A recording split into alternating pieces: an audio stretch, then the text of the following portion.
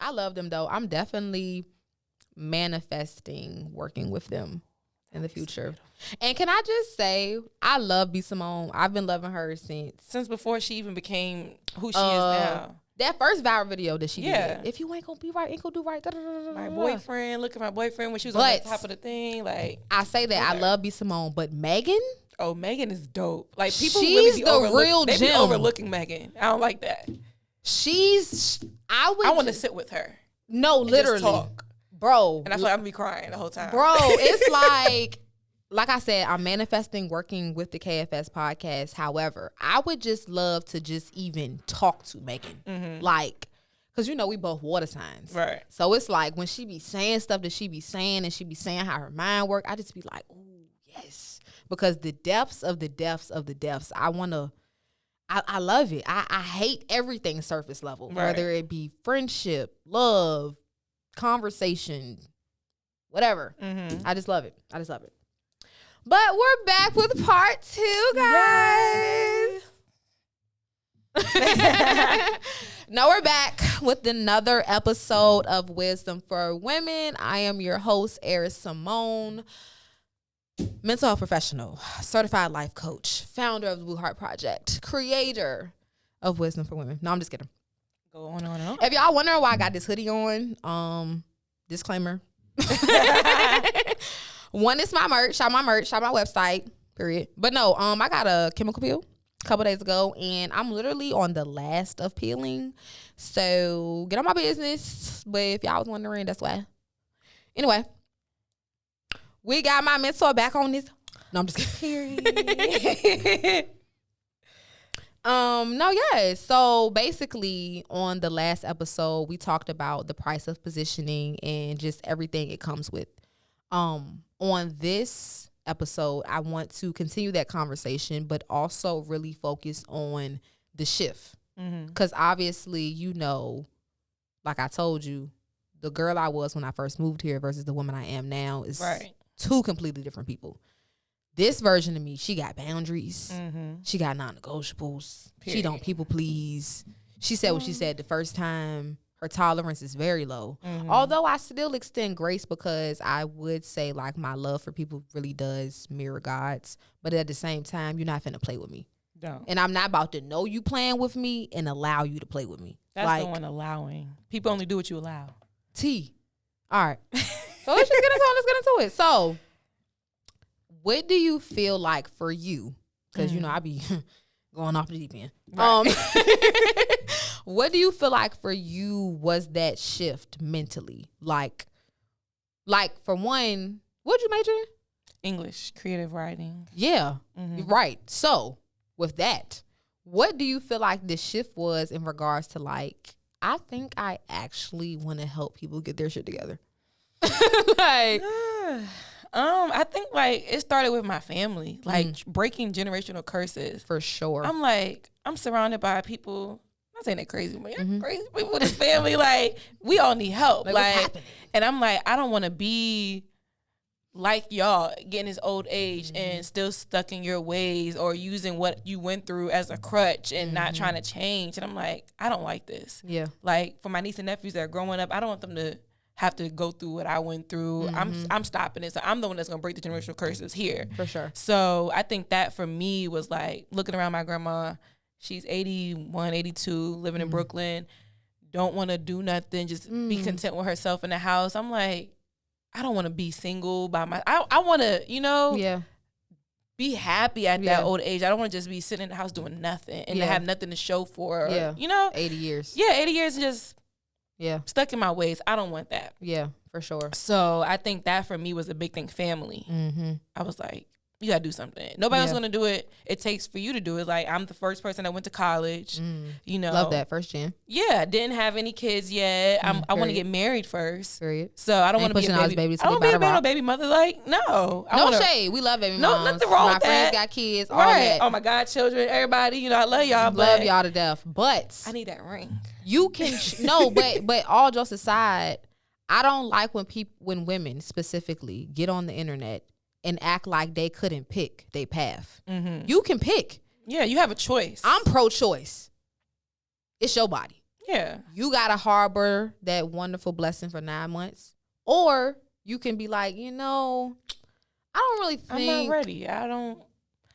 For me, I don't want to bring a child into this world and they be miserable. They didn't ask to be here. And I always say that, like, these kids did not deserve what they're going through. They did not ask to be here. So why do that? Now, talking to moms, they always say, like, well, you're never ready. You're never ready. Yeah. But, okay, you're never ready. But I want to be financially stable. I can be very stable, though. Yeah. Like, and afford a child. Yeah. Because kids cost money. Expensive.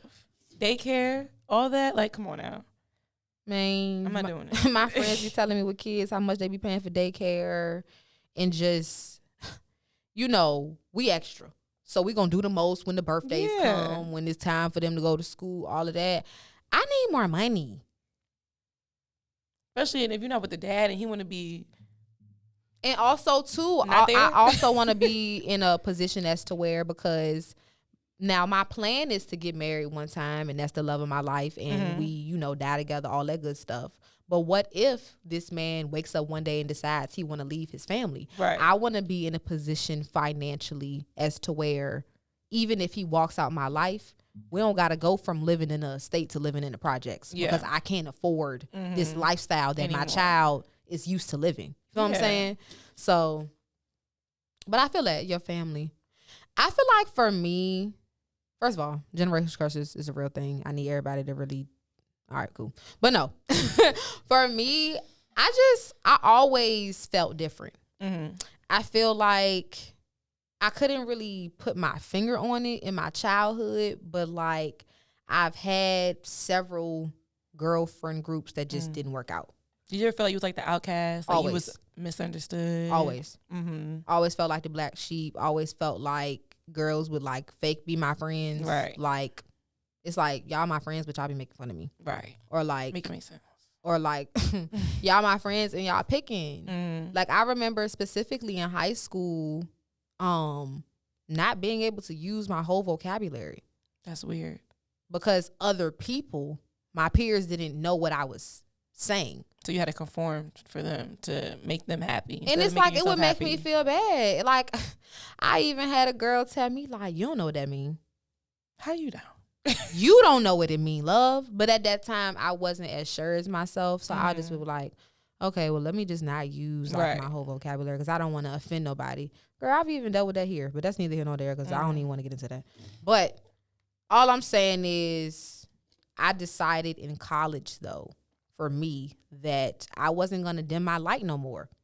I wasn't going to make myself less than or not use my vocabulary or operate at a lower frequency to make other people comfortable.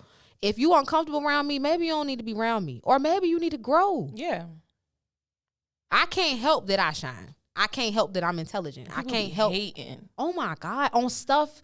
And this is a conversation I have a lot with like my actual tribe. I feel like people hate what's in you. Right. Because it don't even be on you. Yeah. Like I can't help that people gravitate to me. They like me. They, you know what? I can tell you're a great person. I just met you. Like people be like, ew, what? Like how her? Why her? Why her? Why not me? Why? Like, if you don't be my friend so bad, be my friend, but don't be a hater. The girls don't be knowing what they want to do, though. They don't be knowing if they want to hate us or love us. And it's so weird to me. Because it's like... Because when you show love to people and you don't get that reciprocation back, it's like... Such a slap in the face. Noted. Like, literally. That's, I think for me, too, like, I felt like...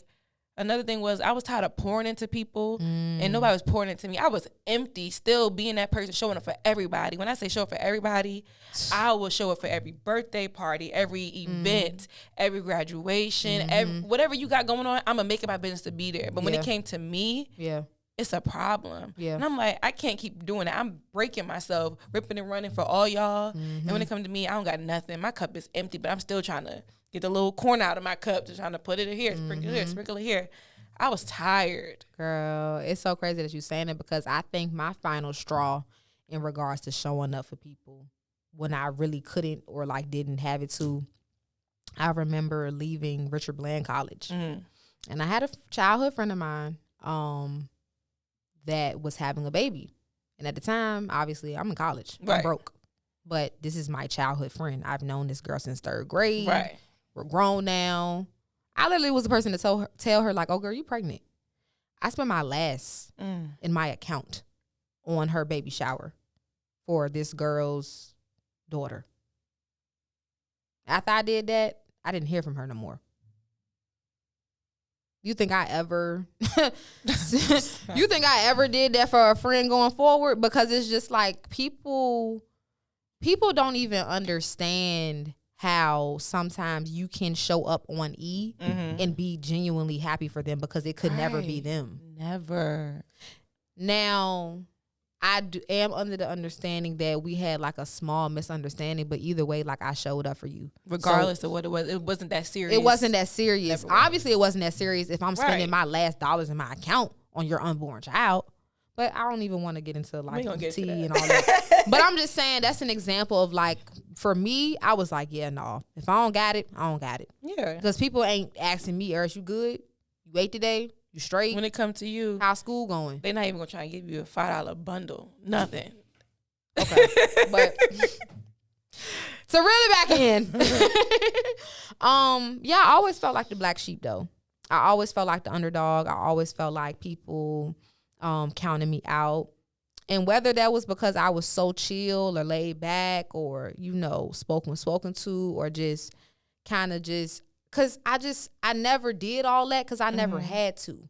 And I feel like a lot of the girls that I grew up with, whether we were friends directly or not, y'all did so much because y'all felt like y'all had to. Right. I got recognition in just chilling. Literally. People gravitated towards me because I didn't do all of that. Mm-hmm. Oh, why you so? Because I'm chilling. Right. Because I was raised. My mom don't do too much. Mm-hmm.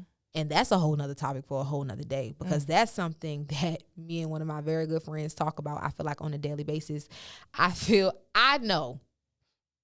would argue that a lot of the time in regards to women and how they act, look at their mothers.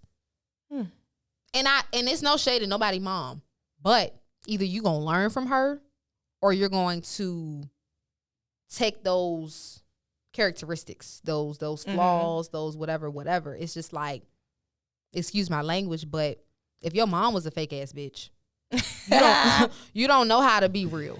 Yeah. If she wasn't a good friend, how do you know how to be a good friend? If she didn't pour into you, make you feel confident, pretty, how do you know how to do that with other girls? And obviously, once again, having that life coach and mental health background, I go for the root.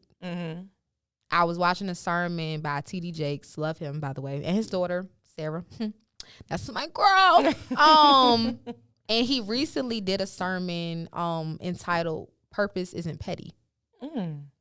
And one of the things that I feel like will always stick with me is he said, petty people want to know the what. Purpose-driven people want to know the why. So, hypothetical situation.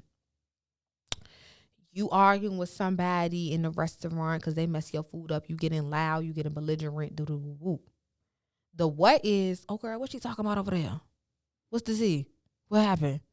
The why is she had a rough week. She just got laid off. Right. She's trying to just treat herself to a nice meal to just put herself back in her element so she can wake up tomorrow morning and apply for jobs all day long. Right. Those two different mindsets will really either take you or destroy you. So, dropping a little gem, which one are you? Are you petty or are you purposeful? Because don't get me wrong, as women, we all got a little cat in us. We all got a little petty in us. You feel what I'm saying? If it ever came down to it. However, I genuinely don't think like that because stuff don't be my business. Right. I feel like the more wise that you've gotten, you want to kind of know, like, why? Like, why? Because what is the root? Right. Like, what's going on? What is the root? Because, like, let's pluck it. Let's pluck it together. Childhood trauma. Is this something you saw growing up? Do you feel like this is okay? Were you touched? Were you bullied? Did people make you feel less than? Do you because people made you feel less than, do you now crave a certain urgency of validation at all times? You feel what I'm saying? I'm into the why. Right. Because obviously, as you know, when we talking to our clients, the what don't matter. No. Why? So let's clip that. So let's achieve this goal, especially when it comes to my clients in regards to me being a mental health professional. It don't matter what. Why? Why do you have ADHD? Why do you suffer from suicidal ideations? What happened? Right. Then we can get into what happened. But when I'm doing my treatment plans, baby, I don't care about the what. What is the why?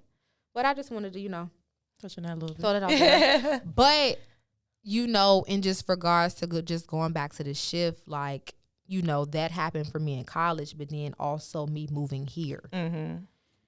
Ooh, but it wasn't initially.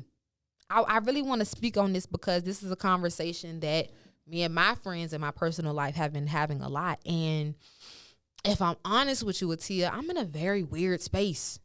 It's okay, though. You got to be uncomfortable to get comfortable, though, sometimes. I know, but it's like, okay.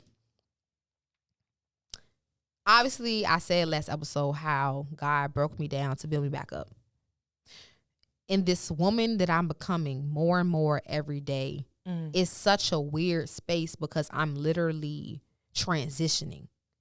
I'm literally little by little leaving alone my bad habits. You're shedding. I'm shedding. Yeah. But sometimes I'm realizing when it comes to like my friends or like even like I don't want to say experiencing new men, but just like meeting new men, it can come off as weird or like you straddling the fence. Yeah. Like you like you saying like, oh, like I don't really want to date right now, but you also giving me attention because you do want to date right now. Right. But it's like nobody talks about that spiritual warfare that it truly is, because what it really is my higher self battling my flesh every day. And because I'm getting more in tune with my higher self, my goddess consciousness and everything of that nature, is just like y'all are seeing that in real time. Right. So when this book dropped, Come on, these New York books drop, bestsellers. Come on, let's talk about it. NY Times bestsellers, read off the shelves.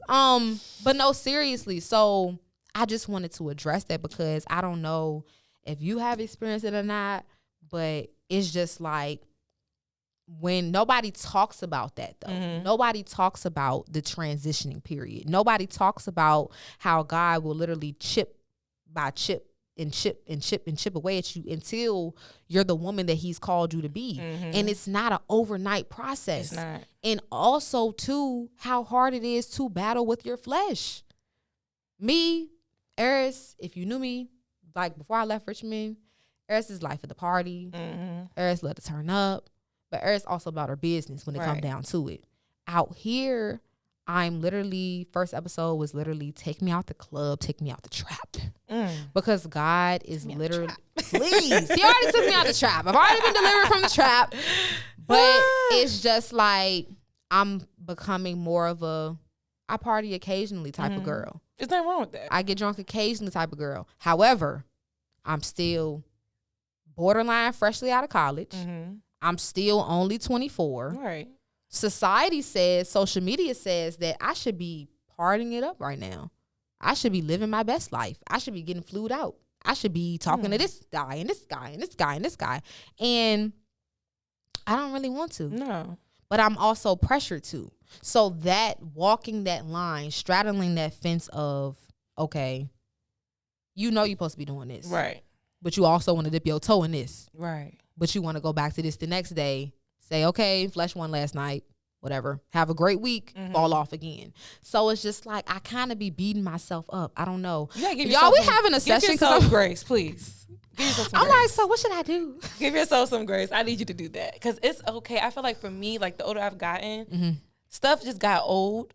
So when I do go out, I want it to make sense. What am I celebrating? Yeah. It has to make sense. Okay, we're celebrating a new job. We're celebrating a new house. We're celebrating you healing a heartbreak. We're celebrating something. I'm all about celebrating. So if we're gonna go out, we're gonna celebrate something. We're not just gonna go just because we bored, let's go to the club. I'm not doing that. And I feel like the disconnect is, and why it be so hard. I live in Houston. It's the temptation. And I'm obviously you're surrounded by everything. I'm stunning. Beautiful. So I can go outside and have a blast. Just off the face. Off the face. So it's just like, why not? So my flesh Yeah. It's like, why not? It's the weekend. You worked hard this week. But what am I celebrating? Right. But then you could do different things too. Right. So There's I've been so many stepping things to into do. that. Okay. I love going out to you, girl. And what I realized too, when it comes to like drinking, I really like day drinking. I really love a happy hour, networking events. So that's what I'm saying. I'm getting into the networking events. I like that. You can still drink, but you're getting your business on still. You feel what I'm saying? I'm moving and shifting into the networking events and into the conferences and going out of town and getting content for this and all of those things that I should be doing. You feel what I'm saying? Building your brand. You feel me? All of that, but at the same time, it be that I feel like I be giving myself grace, but I don't give myself that much because let's be serious, Eris, you know better. Right. And because now that I've practiced sobriety and I've practiced abstinence, I hear God a lot more clear. So when I'm operating my flesh, I feel it being like, I feel him being like, now what you doing? You know better. Now let me tow your car. So you know why you did that. So this is why this happened. And that's, oh my God, crazy. nobody talks about how much, I wouldn't even say that discernment is a burden because God's grace and his mercy is worth it. Mm-hmm. But nobody talks about how when you are in tune with your higher self, when you are self-aware, when you do have a conscience and you are living in your purpose at such an early age, how heavy that is. Yeah. That's heavy. And I know people like you and just like my tribe and stuff, y'all are so proud of me. But I'm weak. Now I'm getting all this off. Right. It's okay. I'm like having a session. It's like the cameras. No, it's heavy though. Do and you I feel wear proud it of every yourself? day. I am proud of myself. Okay. You like, I don't understand. I'm very proud of myself, but I posted a video yesterday actually. And TD Jakes, once again, he was talking about how nobody talks about how hard it is to be a visionary. I see just as clear as this room where God is taking me. Right. Me talking to millions of women, headlining at conferences, selling out tours, selling out books, impacting millions of lives, having a mental health agency. Right. All it, I see it. But waking up every day and I have a great life, but it's like I'm not where I want to be. Yeah. That's hard. That's heavy because I know but my you want more for yourself, and that's good though. Yeah. It's like, come. Lord, the waiting game. Take on what you got right now so he can give you more. Master what I have now. Yeah. It's coming, but don't want more than what you already got right now. Yeah. Enjoy this now. Enjoy everything now. And it's like, oh, snap. Now he give me all this stuff. He's going to be out of the blue. Like, oh my God, I don't even have enough right, hands. like, what am I going to do? Right, because we definitely pray for abundance. And it's like, okay. Like, but I did hear God talk to me a couple nights ago because, you know, I was just in the bed and I was chilling. I was like, kind of bored. But he spoke to me and he was just like, in a minute, you're not going to ever be bored. Right. In a minute, you're going to be like, I wish I had time to take a nap. I wish I had time to just sit here and reflect and think. You feel what I'm saying? And I just love in having a relationship for real and how he just really makes stuff so clear, so fast. Because I'm in the bed like, wish I was laid up. And I was like, okay, girl, so when you have a husband, you're not going to ever be able to lay up by yourself. When you got kids, you're not going to ever be able to enjoy this peace Dang, I wish I had a bed and to quiet. myself. Right. And it's I think it's just so funny though how we'll be living in answered prayers and just skip ahead. I used to be quick to skip ahead. I'm always thinking, what's next? Yeah. What's next? What's next? Like a Tia, slow down. Slow down. It's okay. Right. I don't know. I just you be excited. That's why you be so excited that you just want more. Okay, what's next? What's next? What's next? Hold on. I just what I do love for me though, in knowing what I do know and everything God has in store for me though is just, and I'm not petty. But we all got a little bit in us. I just, for everybody that played me and thought I was regular and that skipped over me, pick me last in the dodgeball team. No.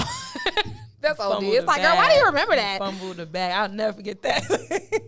Now I got picked last. Right. Oh my God, y'all don't like me. Now you want to pick me first now. Now it's, I went to school with her. You don't know me. Don't tell people that. Don't use me as your claim to fame. I do not. I went to like school that. with her. Oh yeah, girl, we was cool in high school. Never. I cheered with her. We was lit together at the club, y'all. Oh my God, 2018. We were peers. You never knew me. And I say that with my whole chest because I'm not even the type of woman to even put my whole self in different rooms. Like, you would really have to one-on-one talk to me Right. for about a cool hour for you to even have an idea of all that I am. I don't say that to shun anyone and to be like, oh, y'all never knew me. Because that's not me. Right. But what I am saying is this battle and just watching myself transition has been a very beautiful experience, but it's very hard and it's very heavy. And I know on social media, I make it look so easy and so smooth. Highlight reels. But Background. I guess for me, my final thoughts for you is just like, do you deal with that? Like, am I tripping? All the time. It's not just Like, am I you. tweaking? No, seriously. Like you said, you and your tribe talk about it. Me and my tribe talk about this all the time. It's like me and my best friend, we go through the same stuff all the time. It's so crazy. I'd be like, do you ever feel this way? She like, girl, you know I am. Like, we done through the same exact thing. So it's just even just with that relationship. So it's trying to see, do I want to be in a relationship? Do I not? If God send me somebody, am I going to be ready for that? Like, you know, you live by yourself. So it's just like the time when it comes, I have to live with somebody. How am I going to deal with that? Like, I already know we can't live in an apartment. we got to get a house. We have to get a house. You're going to be We have to. cluttered. It's too much. Because I don't even want to talk to you every day. Nobody talks about that. They don't. There's a lot of things that's unknown that we do not talk about. Like, it's the elephant in so many rooms that we just really sit there and address it. Like the transition from high school to college. People don't talk about that. Oh my God. They don't talk about that when your friends are looking at you like, what happened? I thought we was best friends. What's going on? And it's like, we are. What are you talking about? Right. But now you chose a different life. I'm over here doing something else and you're back at home working at the mall or whatever. You got kids. I'm in school getting an education. Struggling. Right. We But both you don't in know two that. different Right. struggles. Two different struggles, but you think because I went to school, I'm holier than thou. right. And that's not it. I'm dying up here. Right. They're killing me. And it's like people have so many expectations, but don't even put that on themselves too. Ooh. So it'd be like, how you expect me to do that? But what I got about you? Like, Because what about you? make it make sense. I just know that I'm definitely out of the season of over-explaining. I don't care about Right. being misunderstood. I know everyone that is for me and all of the people that I'm meant to impact. It's just going to be that. That's it. It ain't going to be all that I got to go back and reiterate what I It's said. draining as fuck. Freak. But it's so draining that you don't want to be drained anymore. No, I don't want literally. to be stressed anymore. I don't want to feel a weight on my shoulders no more. If I'm going through something, you can tell your tribe, look, I'm going through this. I don't like that you did that, blah, blah, blah. Okay, cool. I'm going to fix it. Keep it pushing. Oh my God, accountability. Yes. That's something I'm over too. I am such a, like we talked about, we big on personal development. One of my biggest claims to fame is accountability. Because we all not perfect. What they say, play as fuck up. You know what I'm saying? But I'm quick to be like, I messed up. I'm sorry. Da, da, da, da. I rarely to this day get that back from grown people. People that say they're grown, that's Right. over 21, whether it be male or female. And I don't get it. But everybody's so focused on being rich. And y'all lack common decency. Oh my God. God don't bless no mess. No. You will never be the most successful version of yourself if you do not do any personal development. Ever. That's the one. I don't understand even how people can have all of these goals and just things they want to do in regards to their career. And it's just like, you ask them about their character, their values, their moral compass, and it's crickets. What's the goal? What's the value? What's a value? What's a moral? I don't know. Like, Oh my God. people really don't know. But you want to take me on a date. You want to lay up with me. I'm Okay, not let's get doing into that. it because I know the girls is wondering like, girl, so how is it out in Houston dating? Okay, so this is what I say. I don't have much experience. Wait, nigga said. All right, cause I can tell you what a nigga said. Nah, but seriously, what I will say is, number one, I don't have much experience out here dating. Because like I said in part one, I've been really doing the self work, the hard work, the work that people don't want to do. Right. But in the few experiences that I have had, the guys that are extremely wealthy, in my experience, have been assholes. And I've learned this about them in the first date. And also, I want to just throw out there too, and this is for my ladies specifically, y'all, we got to start asking the right questions. We be so, it's a vibe, he fine, right. He got money. That does not matter. Be dumb. No common sense. Nothing. I'm going to tell y'all specifically about a date I had went on. Oh, I hope you don't watch this. Okay. So, guy pull up. New BMW. I'm talking about the new one. Like, showroom Brand floor. New whip, got no keys. Fendi down. Bust down. Okay. Chains. Ice all out. that. Okay. Why am I walking outside and you not opening my door? And it's the first date. Red flag. All right. But I'm cool. I'm like, okay. Open my own little door. Okay. You know what I'm saying? I open my door. Go. We in the car. I ain't even gonna tell y'all the conversation. But what I gathered from the conversation that we had in the car was he had mommy issues. He was arrogant. All from that car ride. And he was materialistic, extremely. We driving, Aston Martin jump in front of him. He like that old Aston Martin. Oh my God. Oh my God. I've never even been in an Aston Martin. Right. Like, what are we talking about right now? Like, but once again, I know birds, and I hate to do this, but I need my girls to get it better. So I'm gonna just say what it is. A woman with a bird brain would have went. She would have been going just off of just how he was coming. Right. What he got on, just the image. Just the image. They don't care about nothing else. Well, he got the money, so I'm gonna just stick a deal with it because he gonna pay for this. Now I'm gonna tell y'all something else too. On dates now that I've matured and I know what to ask and I know what to look for, I ask these 3 questions. 1, what is your relationship with God? Okay. I can work with, we be talking, I be praying, but it ain't, you know what I'm saying? I can work with that. Can't work with the heathen. Sorry. You don't know God. You don't, I'm not about to, I don't want to save you. Right. I'm not a pastor. Thank you. Have a good night. Right. So that's 1. 2, tell me about your moral compass. What are your values as a man? That's a good question. Can I tell y'all how 95% of these niggas don't know? Grown men, 30s, cannot tell you. Cannot tell you. What you mean? That's what I get back. What you mean? I mean, what are your values? Like, what is your code as a man? You like, what are your principles? Like family, integrity, loyalty, honesty, business. Like, what are your values? Because that's who you are. Your values and your moral compass and your character is who you are. All that extra stuff is just aesthetics. Right. I'm not the type of woman, even though I'm not dating no broke nigga. I'm not dating you for your aesthetic. Right. I'm dating you for you. I want to get to know you. But then you get married to this person and then they don't have nothing. Now, number 3, here's the kicker. Okay. Take it home. If you were stripped of all of this, your businesses, your chains, your bust down, your designer, who would you be? Talk to me about who you are. Once again, this is another follow-up character question because that is going to determine how you treat me, how this relationship starts and ends, and just how you view the world. I need to know your world perception.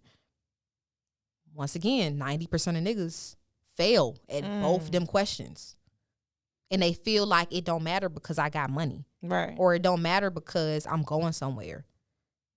I don't want to be with a shitty rich man. Yeah. You could lose all that money like tomorrow because I seen it happen. Then what?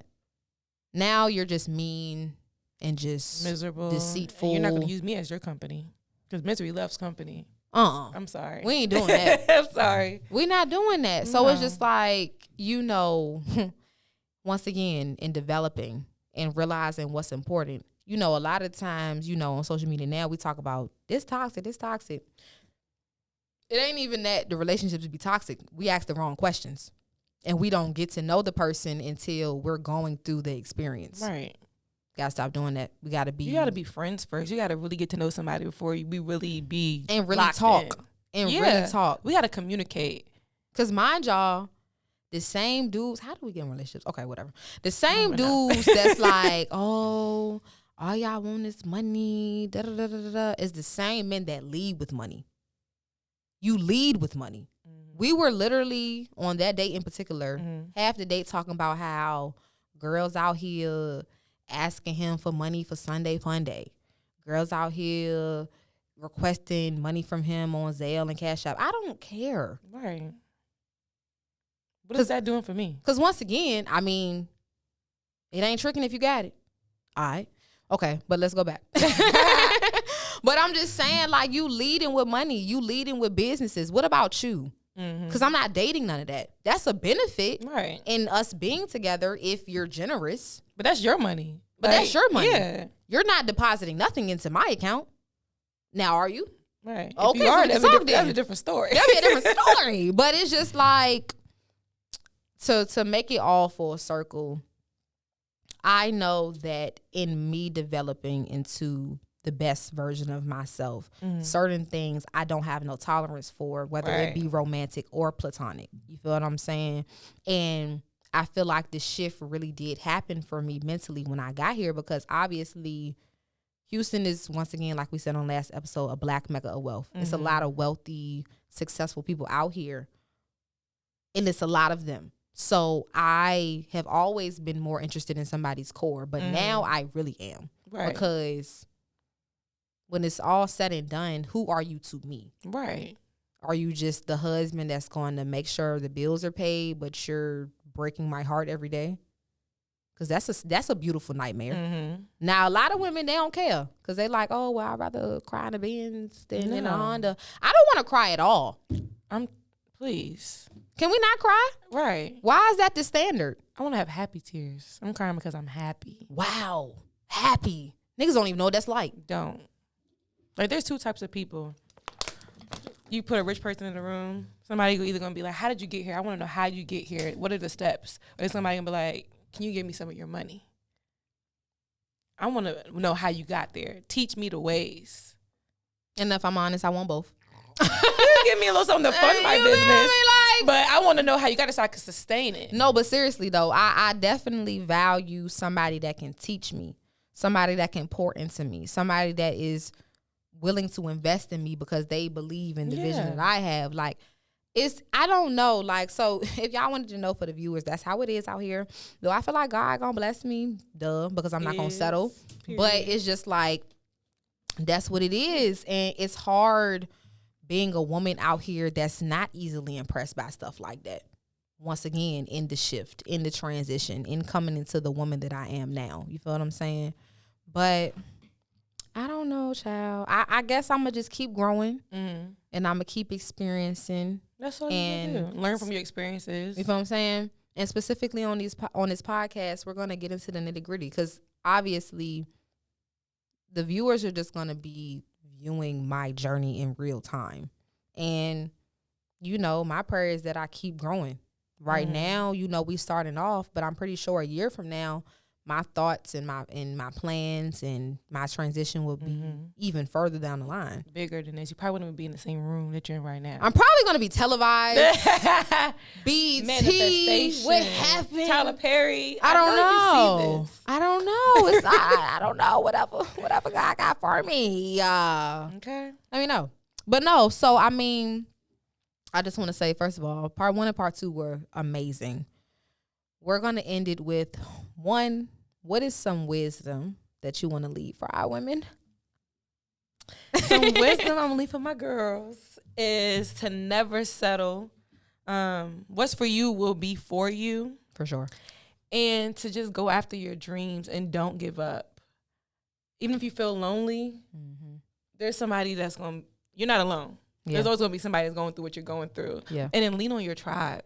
Yeah. Like, you got a real good tribe, they going to support you. They going to hold you down. And keep your faith in God. For sure. That's a couple of gems right there. It's supposed to be one, but I keep going. No, it's some wisdom. No, I love that. I love that for sure, man. And can I just say also in regards to you saying, like, lean on your tribe, I get it.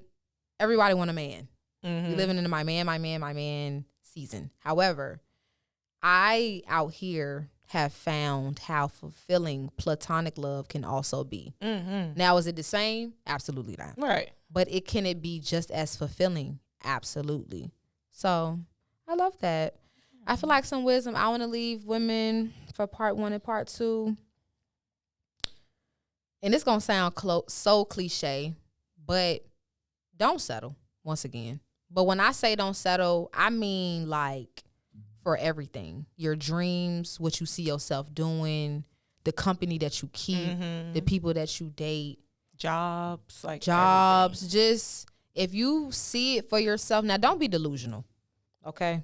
Like, don't feel like if you have poor work ethic, you're going to land a 6-figure job. Just be realistic. Real delusional. We're not doing that. Come on, like don't be that person. But no, definitely, like just don't settle. And also, more importantly than that, honor the season that you're in and govern yourself accordingly.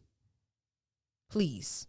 Because all you gonna do and not honoring the season that you in, you just gonna be working backwards. Literally. And the goal is to go forward. Accept the season that you're in and just work through it. You know what? Please. God put me in this season. I'm gonna make it out. You keep trying to fight it. No, baby. Weather the storm. He gave it to you for a reason. You're here for a reason. You try. The goal is to get gems and wisdom and everything, because you're gonna need it 9 times out of 10 in your next season. Yeah. If I didn't know what a drought was in my last season, how would I be so grateful for the abundance that I'm now walking into? All right. I'm gonna leave. Poetry club. we gonna leave on that note, child. But thank y'all so much. No, seriously, thank y'all so much again for tuning in to another episode of Wisdom for Women. I am your host, Eris Simone. Thank you so much to my mentor, Tia. Thank you for having me. Thank you for coming to the H-Town. Talking with a new H-Town hottie, okay? No. But no, yes, I will see y'all next Friday, 6 p.m. Turn on those post notifications. Make sure you subscribe. And we taking over, period. Just like that.